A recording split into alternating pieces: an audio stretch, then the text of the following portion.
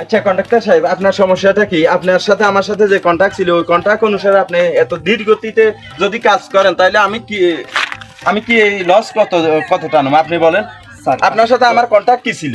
Sir কাজ তো চলতেছে, আমাদের কাজ চলমান, আমাদের কাজে কোনো গাফিলতি আচ্ছা নাই। আপনি আমরা দেখেন স্যার, কাজ যেগুলো আপনাকে দেখানো হয়েছে আপনি তো এসব কোনো কাজে মানে শেষ চলেন, আপনি দেখেন করতেছেন না। সব সময় আমাদের কাজ আপনি দুই একজন নিয়ে যদি কাজ করেন তাহলে এই কাজ কি তাড়াতাড়ি শেষ হবে? না না স্যার, আমার লোক আছে তো, আমার অনেক লোক কাজ করতেছে। আর এখানে একটা সমস্যা হয়ে গেছে, এলাকার কিছু বখাটে ছেলে পেলে আইয়া আমাদের কাছ থেকে চাঁদা দাবি করতেছে, সেজন্য কিছুদিন কাজ বন্ধ রাখা হয়েছে। আপনাকে জানাবো বলে জানানো হয় নাই, আপনাকে পরবর্তীতে জানাবো বলে আপনি আসবেন। তো আপনি এটা যদি ফ্ল্যাটের ভিতরে ধরে রাখেন, আমাকে যদি না জানান তাহলে এই দোষ কি আপনার না আমার? ব্যর্থতা আপনার না আমার?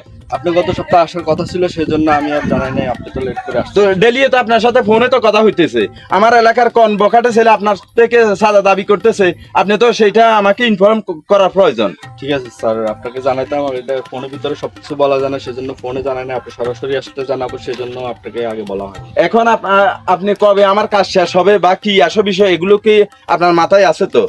আচ্ছা আমি দেখুন কে আসবে এই এলাকায়, কে টপ স্যার আর কে শেয়ানাবাজ, আমি দেখিলুম।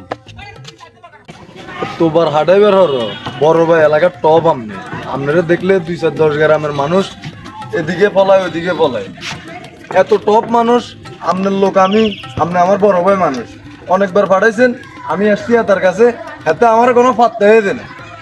ঘটনাটা কি আমার মাথার ধরে না, হাতে আমার কিছু মনে করেন আসেনি, এখন আসেনি। হাতে আজকে আমি খবর আইছি যে হাতে বাইতে আইছে আজকে। তো চল আমরা চল এদিকে চাই এত কত বড় কাজ কেমনে চাই এত উপরে জন আসে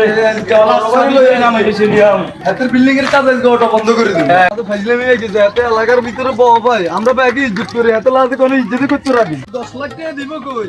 এত বাটপারি ঘরের আঙ্গুল লাগে, 10 লাখ টাকা এত দিতে রাজি না। এর ঘটনাটা কি আমার মাথার ধরেটা?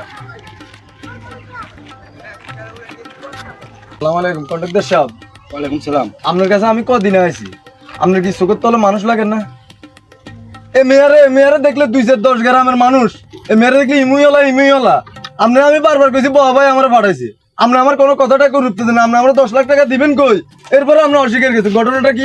না আই তো টিয়া দিমু কইনো, আই তো কইছি যে ভাই আইও, ভাই আইলে আপনার বাইরে ডাক দেন, ভাইকে আপনার বাইরে ডাক দেন, আর বছর লোক কথা ভাই আছে তো এনে, বাইরে আপনারা চিনেন না, ভাই আছে এনে, হয়তো বাইরের লোক কথা কোন, ভাই আছে এনে। না তো আপনার কথা কোন আয় হচ্ছেন না।